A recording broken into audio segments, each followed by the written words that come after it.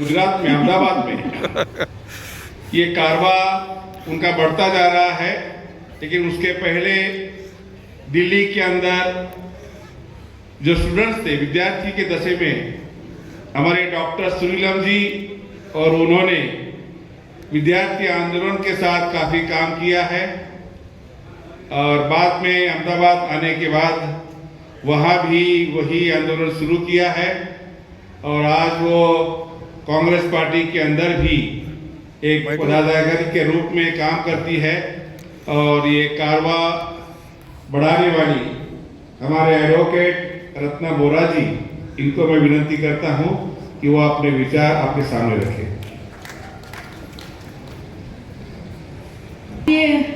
समाजवाद के 90 वर्ष पूर्ण होने के उपलक्ष्य में महात्मा ज्योतिबा फूले, माता सावित्रीबाई की इस कर्मशील भूमि के इस कार्यक्रम के अवसर पर यहाँ पर हमारे जो अध्यक्षता कर रहे हैं माननीय श्री निरंजन टकले जी और जो संचालन कर रहे हैं मधु मोते जी, साथ ही हमारे यहाँ जो मेरी आदरणीय सुशीला ताई जी और यहाँ पर उपस्थित मंचस्व महानुभाव और इस कार्यक्रम को इतना सुंदर अंजाम देने वाले हमारे शायद अभी हमारे बीच में नहीं बैठे हुए हैं B.R. पाटिल जी और साथ ही डॉक्टर सुनीलम जी, जिन्होंने पूरे देश के समाजवादियों को यहाँ इकट्ठा किया है। देते हुए सभी को मेरा जय भीम, जय जवाहर, जय संविधान, जय मूल निवासी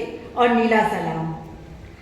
साथियों, आज का मेरा जो विषय है सामाजिक न्याय, जन आंदोलन और व्यवस्था परिवर्तन, यह विषय अपने आप में तो बहुत ही विस्तृत विषय है कह सकता है, परंतु जिस तरह की हमारे देश में सामाजिक व्यवस्था पिछले 2,500-3 हजार सालों से है, उस सामाजिक व्यवस्था के सामने भी सामाजिक न्याय के लिए सदियों से, हजारों सालों से उस व्यवस्था के सामने भी आवाज उठती आई है।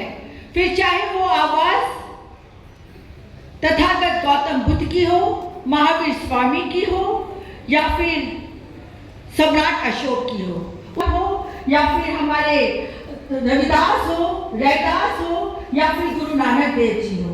अब उसके बाद अगर हम चलें तो फिर भगवान बिरसा मुंडा आते हैं। उसके बाद जिस धरती पे आज मैं खड़ी हूँ, जिन्होंने बालिकाओं के लिए सबसे पहला स्कूल 1844 में शुरू किया, उस धरती से आने वाले सामाजिक न्याय के संघर्ष में लड़ने वाले हमारे महात्मा ज्योतिबा फूले और माता सावित्रीबाई, माता फातिमा शेख। और उसके बाद फिर आगे चले तो यहाँ पर समाजवादी बात करने वाले, सामाजिक न्याय की बात करने वाले हमारे ईवीआर रामास्वामी पेरियार, जिन्होंने हिंदू धर्म को ही नकार दिया था।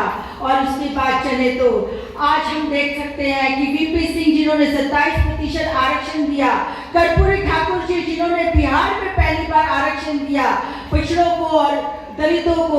और इसी के साथ ही आगे चलते चले तो हमारे साथ हम याद करेंगे कि मुलायम सिंह यादव जी थे, शरद यादव जी थे और लालू यादव जी हैं। इन सब लोगों ने और आप सब लोगों ने, जो मेरे समाजवाद के परिवार के लोग हैं, इस सामाजिक न्याय को कदम कदम पर लड़ा है और अपना संघर्ष किया है और इतिहास में अपना नाम दर्ज किया है। इसके साथ ही आप समझते होंगे कि मैं कैसे भूल गई, परंतु नहीं भूली नहीं, पर उनके लिए एक अलग आवाज है। बाबा साहेब अम्बेडकर, विश्व रत्न, जननायक, महानायक, विश्व विभूति और हमारे देश को विश्व का सर्वश्रेष्ठ संविधान देने वाले, जो समता, समानता, बंधुता का संविधान जिन्होंने दिया, ऐसे मेरे बाबा साहेब अम्बेडकर का तो जीवन काल ही सामाजिक न्याय को लड़ते लड़ते ही खत्म हुआ। तो हमारे बाबा साहेब अम्बेडकर की अगर मैं बात करूं तो उनको 1936 में एक जात पात प्रोडक्ट मंडल ने संस्था थी, उन्होंने भाषण बोलने को बोला, कहा कि लेखित का अपना भाषण दीजिएगा। मंडल का हजम नहीं हुआ और उन्होंने कहा कि नहीं, ये भाषण नहीं हो सकता है। तो बाबा साहब ने कहा कोई बात नहीं, मुझे भाषण नहीं देने को मिलेगा। तो उन्होंने उसकी फिर पुस्तिका के रूप में प्रकाशित कराया, जिसको आज हम सब जानते हैं कि जो वॉल्यूम्स है हमारे बाबा साहब के 70 वॉल्यूम्स, उसके पहले वॉल्यूम के दूसरा चैप्टर है एनिहिलेशन ऑफ कास्ट, यानी कि जाति का उन्मूलन। इस पर उन्होंने अपनी बात रखी और उन्होंने कहा कि जो भारत देश है वो सदियों से जातिगत व्यवस्था की वजह से हमेशा से पिछड़ा रहा है। और यहाँ पर आप जानते हैं कि एक जातिगत व्यवस्था में वर्ण व्यवस्था बताई गई है। पहले तो एक श्रमिक व्यवस्था बताई गई थी, परंतु धीरे धीरे इसी व्यवस्था को वर्ण व्यवस्था में बदल दिया गया। और जो एक समाज है, ब्राह्मण समाज जिसे कहते हैं, उसे अपने आप को खुद ही खुद विशिष्ट अधिकार दे दिए। ब्रह्मा के मुख से ब्राह्मण पैदा हुआ, क्षत्रिय भुजाओं से क्षत्रिय पैदा हुआ, उदर से वैश्य पैदा हुआ, पैरों से दलित पैदा हुआ, शूद्र पैदा हुआ, अति शूद्र पैदा हुआ।